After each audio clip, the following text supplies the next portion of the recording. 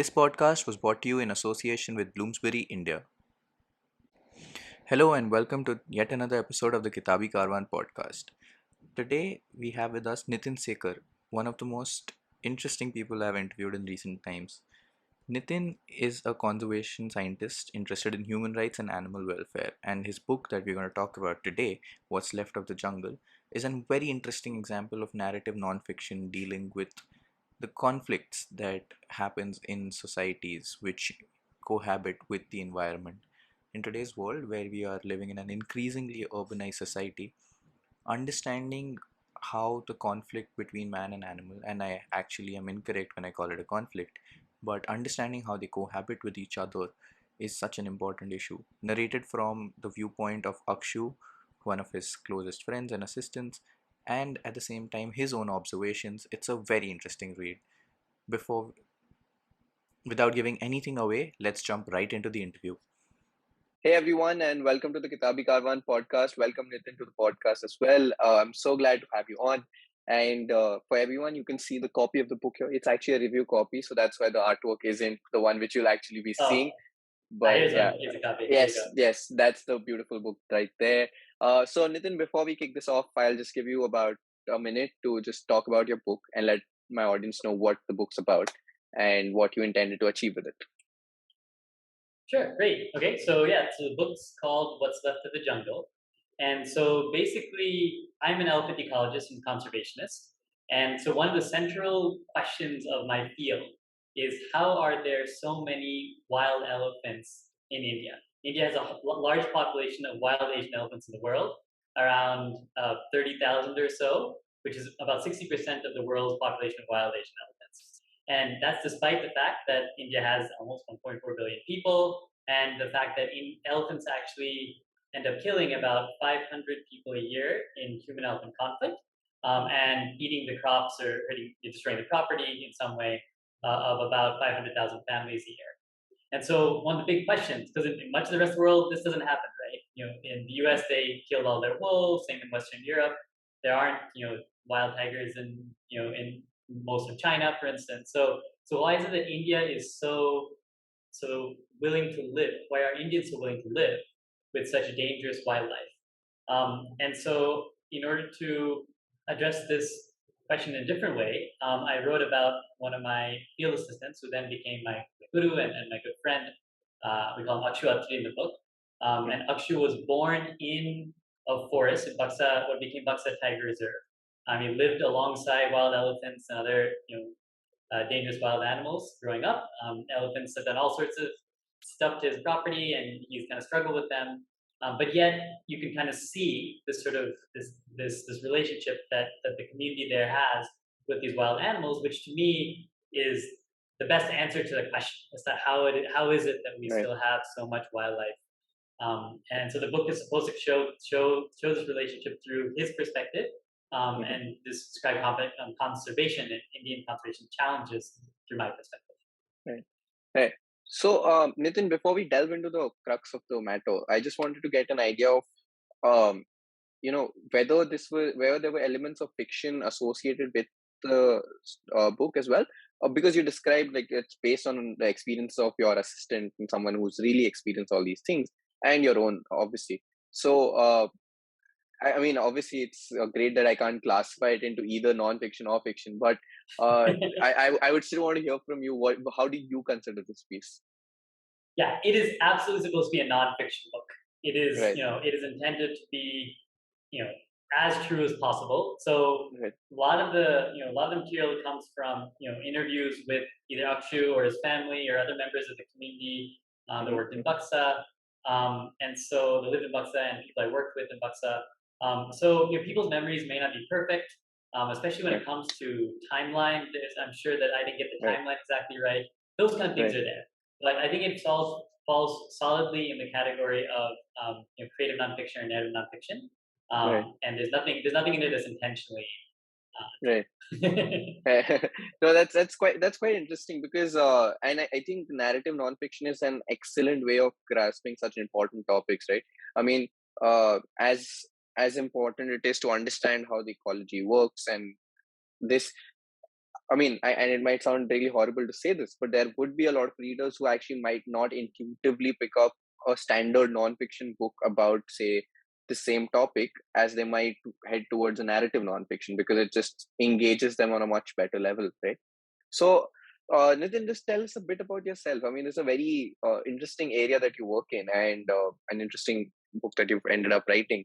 So, how did you get here? Were you just this way ever since you were a kid, or was there a particular, I don't know, spark to the fire, if I can put it that way? Sure.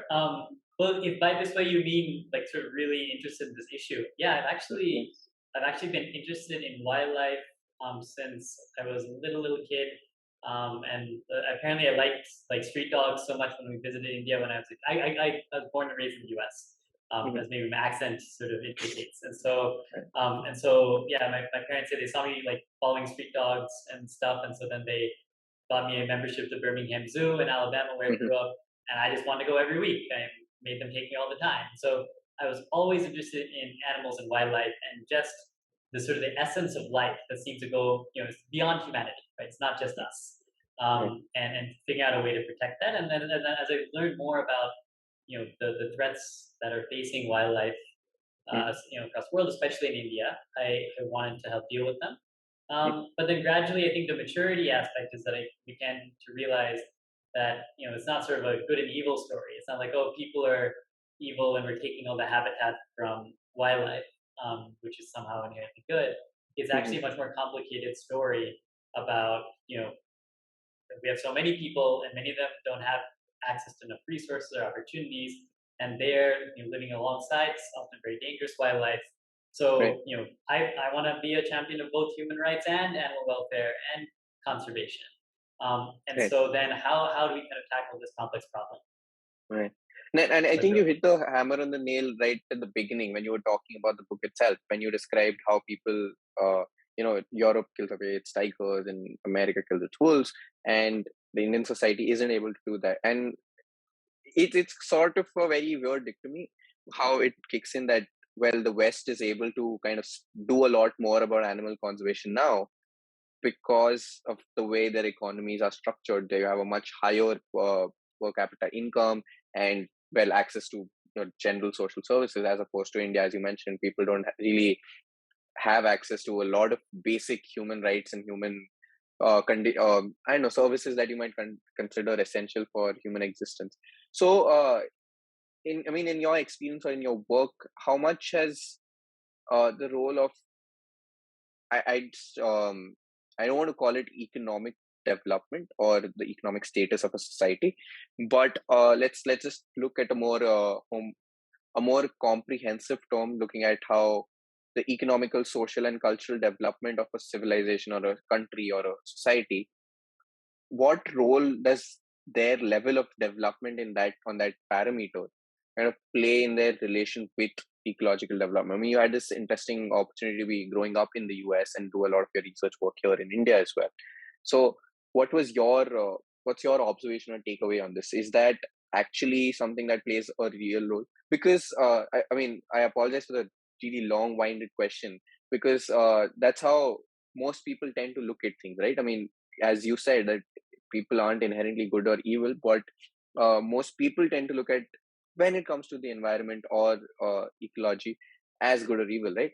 But just either the corporation's bad because they want their greedy profits, or it's human beings who are bad who want to kill animals, or they're inherently good that, well, they'll forego everything else and kind of work towards the conservation of environment or of wildlife. So what's just been your experience on the field mostly?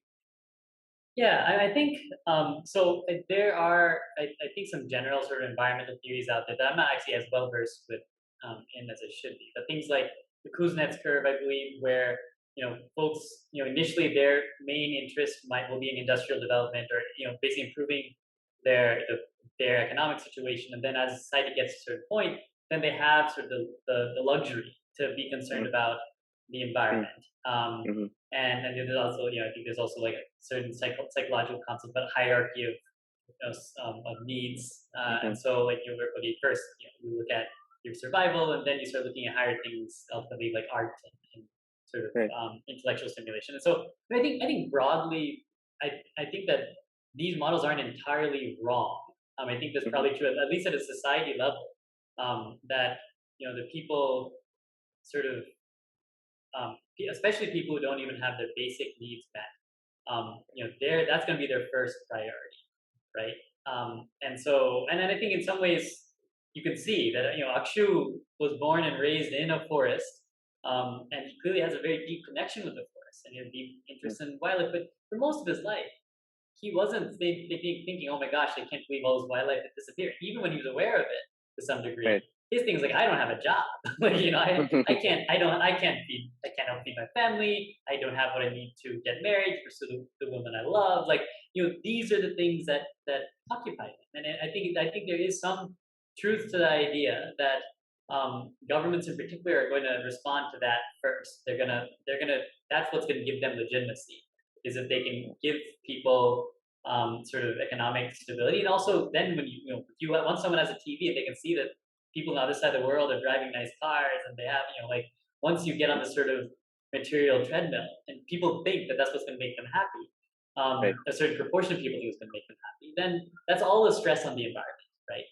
And I think that's true. But at the same time, like I said, India kind of, and so many people around the world, but I'm most familiar with India, like kind of shows you it's not a simple correlation, right? Because you have people who have so little, and yet when an elephant comes and breaks into their kitchen and runs off with their grain or whatever, they're not in India. They're not like, let's go and shoot this elephant, right? Right.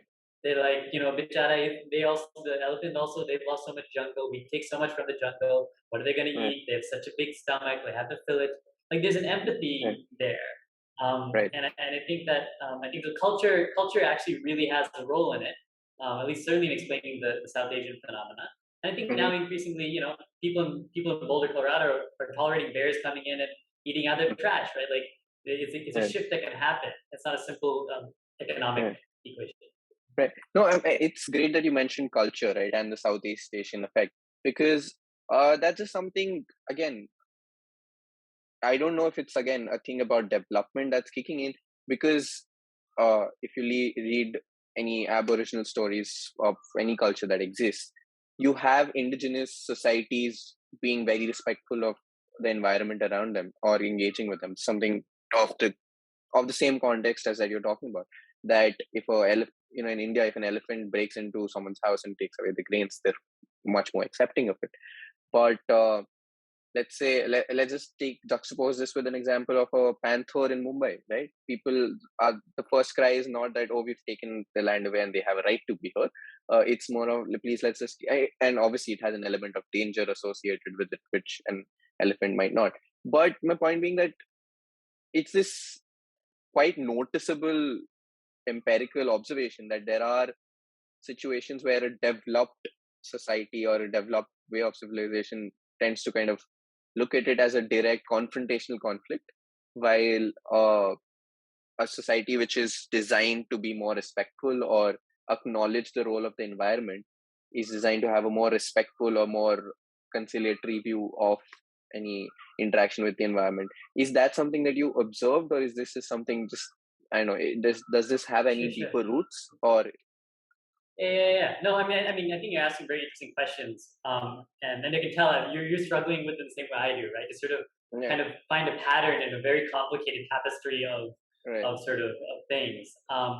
And so like, so yeah, so, and just, for instance, even though in Mumbai, people don't always react super welcomingly to leopards, right? Still, mm-hmm, what other city in the world big city can you, in the world, can you find where there is literally an animal that can just drag children out of there? It is, oh, again, it's, and so a couple of things I'll say. So one is, just as a sort of a disclaimer, there's obviously tons of diversity, right? So even right, within a given village, some people will be like, sure, mm-hmm, elephant is Ganesh Baba. Others will be like, oh, elephants also have a soul, and others will mm-hmm. be like, screw it. I want Shoot to 'em. hunt it. I wish, Yeah, yeah, exactly. Like, right, it's only the government will get me if I do it. That's why I'm not doing it, right? So, and then right, that diversity is also there on the side, right? The U.S. There's people who will be like, oh, well, why would you do, Why would you Right. kill this animal? It's just minding its own business. And everyone else pulls out a gun, and other people pull out a gun and shoot at chipmunks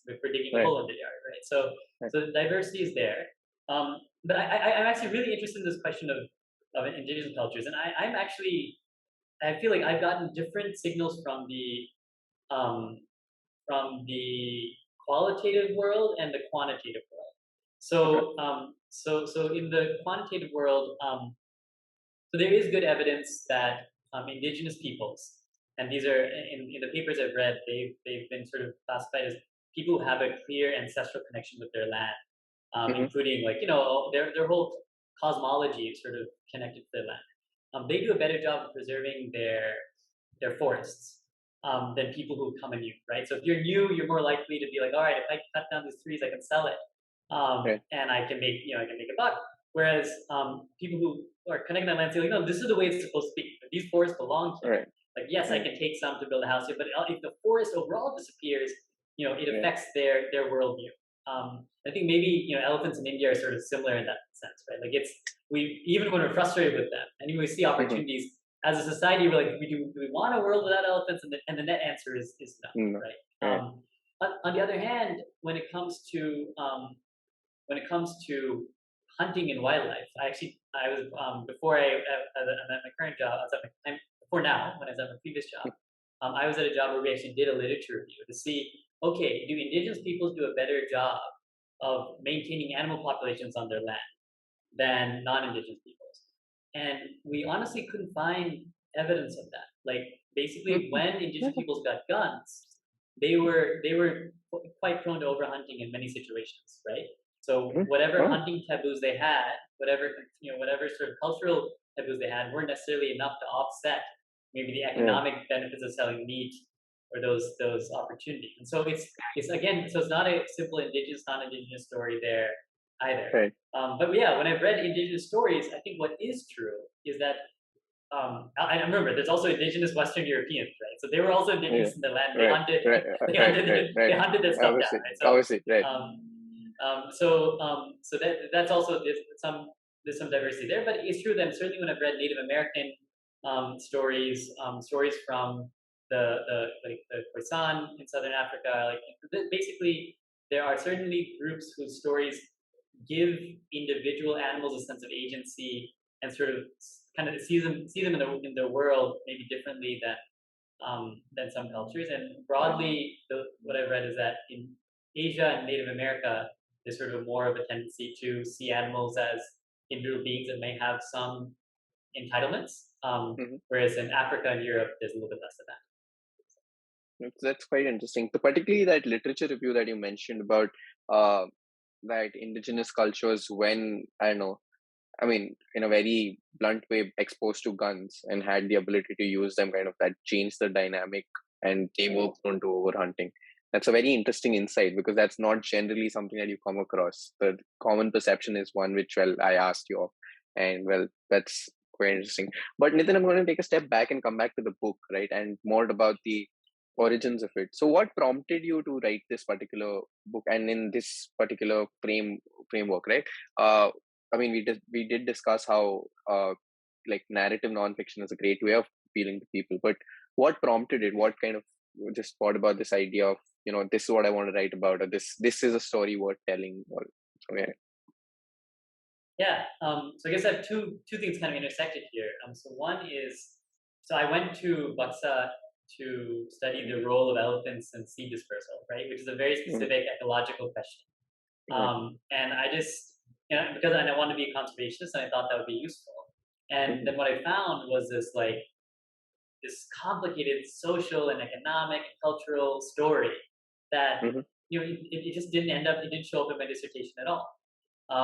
And I realized, I've spent 6 years working on a PhD that is about something that isn't as important as other stuff I learned, and also honestly that no one's going to read. Right? PhDs are read by a handful of people at best. Right. Right. Um, and so I kind of thought, you know what, I want to write like an anti-dissertation.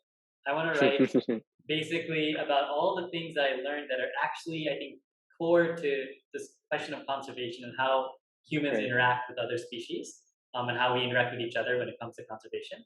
and I want to make it as readable and interesting as the topic is, not sort of Mm. couch it in all the sort of sciencey stuff that or technocratic stuff that then is inaccessible. Right. And so that was there. And as at first, I just actually wrote the book has two shifting perspectives, right? So one Yes. is from my perspective, Mhm. and others from Shuatri's. And the first draft of the book was just my perspective, me trying to kind of process the stuff, and it wasn't very good, honestly. And at some point, I realized, that Akshu's story really captures the tensions of conservation and the challenges of living with wildlife, and the difficult choices we have to make as a society when it comes to animal well-being and human well-being better than anything else. And so I went to him and asked if he wanted to do this. He was obviously extremely enthusiastic, and so then we worked on it together and ended up with this product. Right. I'm quite glad that this happened. But again, this is a question, and I get the irony of asking this on a podcast which is themed on books. But why did you choose a written format? Like, was there any particular? I mean, and the questions, I think it goes beyond what a preferable mode is. I mean, you could very easily have made a website or a blog, or I don't know, like that's just way too many other mediums, right? So, why this particular one? What drove you towards this medium? Well, I don't think I have a compelling answer for that. Perhaps I think part of it is just my comfort. Like I think one of my one of my skills is sort of to tell a story through Mhm. words. I don't know that I have that same the ability to put together a great documentary and Right, that sort of thing. And then also names are changed. There's a lot of stuff you can do with a book, even a nonfiction book, right, that sort of kind of allow you to speak truths that may not be that may be a little bit harder to do without putting mhm, people at such a risk right, in throughout other media. But I mean, I guess one part of it just it's a romanticism. I love books. I love story. I think that medium has helped me see the world in a richer way. right. And I think that um, yeah, I think that other medias can't can't quite substitute uh, for that in some ways. I'm so glad you mentioned that you like books because that's something I really wanted to talk to you about. That in again, most people who answer this question somehow mention this, and that's where it leads. That most writers or anyone who chooses to write somehow is a prolific or reader as well, right? It's akin to that story of that person sharpening their axe. Right? It's one of the things that keeps you sharp at what you do. So, Nitin, have you been a reader ever since you were a kid, or was it something you picked up in like later in life? How? Tell us your story about reading. Yeah, I mean, I think I've been interested in reading as far back as I can remember. Um, Right. I don't know if I ever classified as would qualify as a prolific reader either then or now.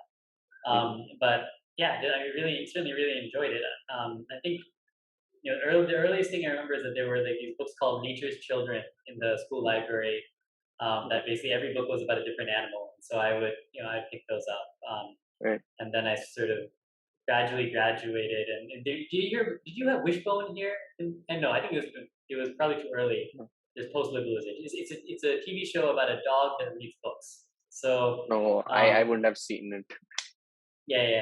And so Wishbone basically is a Jack Russell Terrier, and in this thing he reads Right. books, and so like that was sort of the show introduced a bunch of European classics, right? And so I would I was like, okay, I didn't know what was out there. Did I just go and read these books because that's what I was introducing me over TV?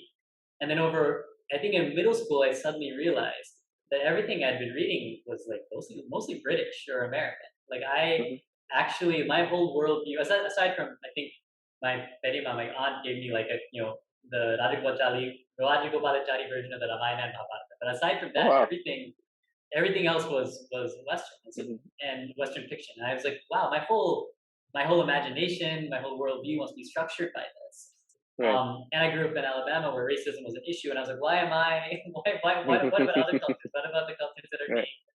being that Right. have been sort of suppressed? And so since then, I actually maybe I've overcompensated. So I read a lot of I try to read very diverse voices. I read way more nonfiction than fiction now, Mhm. and I'm really curious about how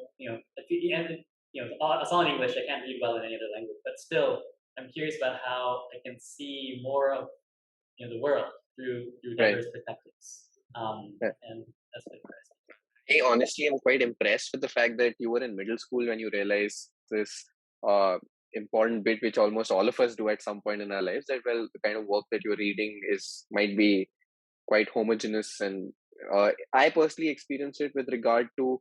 I mean, on the same level that you did. Obviously, as a kid, I read a lot more, and I think you don't have a lot of Indian authors who are catering to teenagers, or I mean, now they do, but earlier it wasn't. And subsequently, like in my college years, and like just when my college was ending, I realized a lot of my reading in terms of literature, right, like reading fiction, it's geared towards reading either Western fiction or Indian fiction, but it's high fiction, if I can put it that way, right? Like what's deemed to be literature rather than, say, I know I started reading a lot more obviously, like you, I can't read a lot of things apart from English. I can just read Hindi. But I started reading a lot more of translations, right? Like Bengali literature or voices from, and even in Western fiction, there is a tendency to have a certain voice dominant, right? Like, I mean, if you, there would be people who be reading Japanese fiction, but 90% of it would be Murakami, not any other author. So, I mean, you're kind of restricting your view over there also to a very particular kind of author or kind of class. So, that I think is a important enough thought for any reader to ponder over and make choices accordingly. But Nitin, tell me this. I'm not going to ask you to name your favorite books, but can you tell us a couple of books or a book maybe which has really impacted you in your life, right? Has helped you, um, I don't know, has changed your worldview or has made you think about things in a different manner or has influenced you to take certain actions or decisions or something that you keep going back to for guidance. Might be anything. It might be a book, a bunch of books, anything that crossed your mind when I say this statement. Sure. Yeah. I mean, yeah. I mean, there's so many answers coming to mind. I'm trying to figure out which approach to take. So let's see. Well, okay. So I think on the fiction front, and probably a book that sort of informed even the book that I've written. One of my breakup books was the book Roots by Alex Mm-hmm, Haley.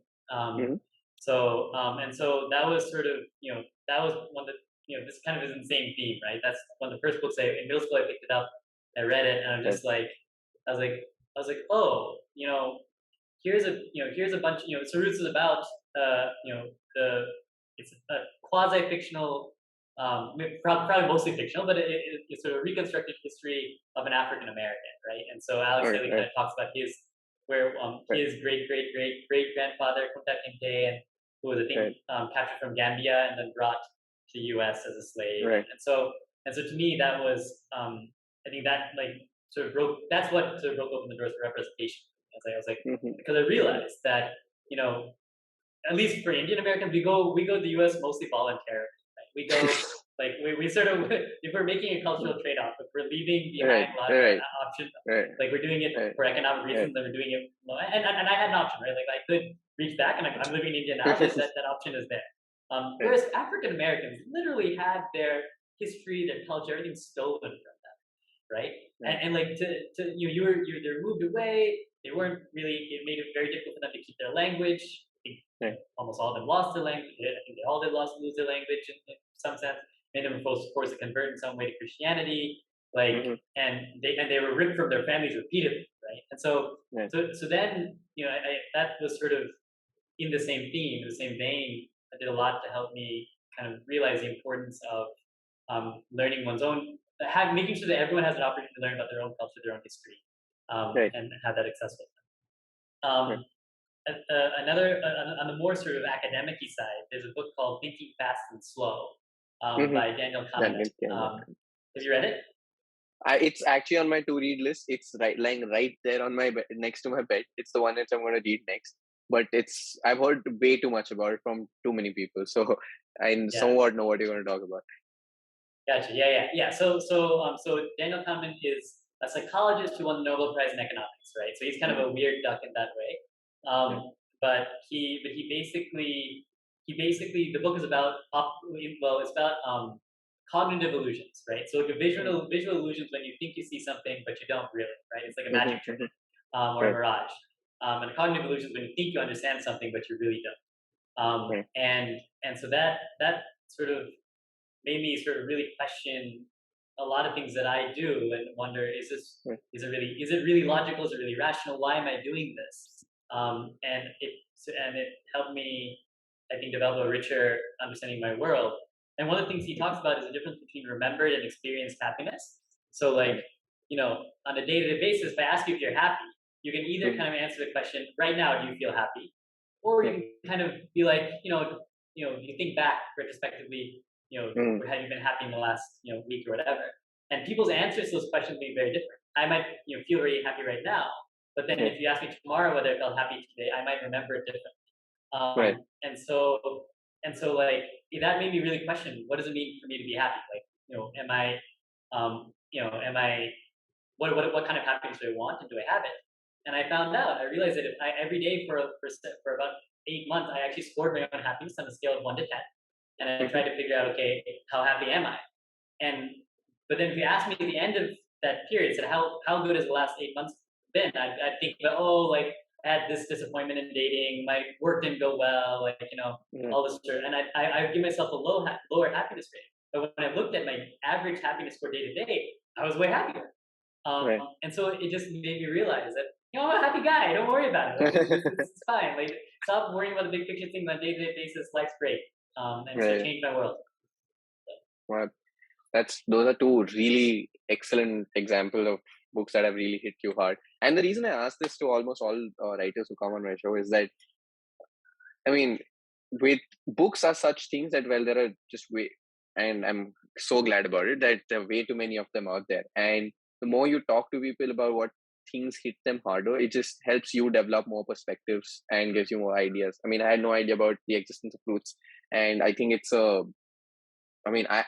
definitely going on my reading list for now. I mean, it's something I would really want to read. So it's just an interesting way of getting to know more from people. So Siddharth, I want to ask you that question, right? Because you're like obviously an unapologetic bibliophile. Yeah. So Yes. how do you pick what to read? Like, and do you feel okay about being structured about it, or do you feel like there should be some magic to whatever comes across your way?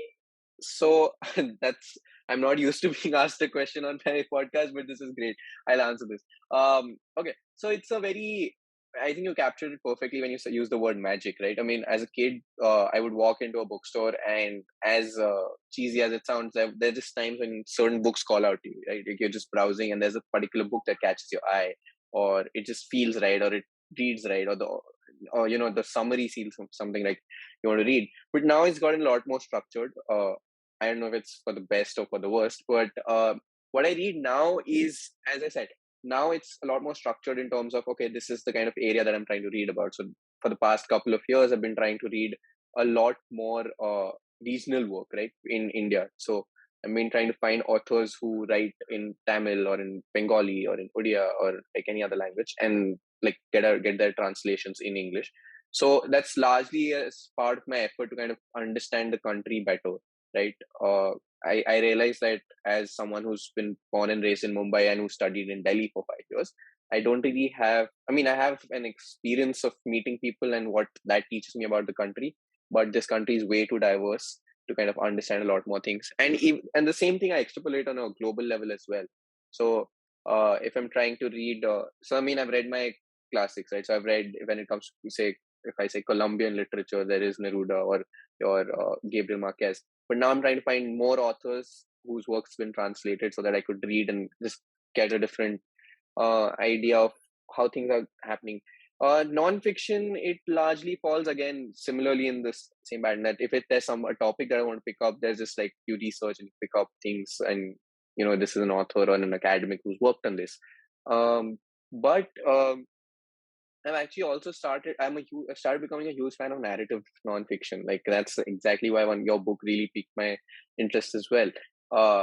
So that's something that's been happening recently a lot. That I've been picking up interesting nonfiction books which I'm not where I wouldn't have been reading generally, but because they're written in a particular manner, and I mean, I can figure that out from the way it's described, it seems like a more appealing read to me. So well, yeah, that's that, Nitin. But unfortunately, we're running out of time now, so we're gonna end the podcast now. Thank you so much for joining in. This was a lovely conversation, and I'm sure our listeners enjoyed it as well. And the link to your books will be available in the description box below. People, please check it out. It's a lovely read. It's one that makes you think a lot about a lot of different things. And just like the beginning of the conversation that I had with Nitin, it'll leave you with thoughts all over the place and thinking about a lot of different things. So please check it out, and you can find them at any of your bookstores nearby, or on Amazon or on Flipkart. The descriptions and links are in the description below. Thank you, Nitin. Thank you for joining in. Thanks, Siddharth. Real pleasure. Thanks for the honor. If you enjoyed this podcast, please check us out on all our social media platforms. We are available across all podcasting platforms on YouTube, on Instagram. You can find us at the rate Kitabi Karwan on Instagram, or just search Kitabi Karwan on Google or a platform of your choice and you'll find us. We carry out Instagram lives, giveaways, we talk about books, we talk to bibliophiles, talk to authors, and basically try and create a reader's world through all of our platforms. Do check us out, and don't forget to like, share, and subscribe. Thank you.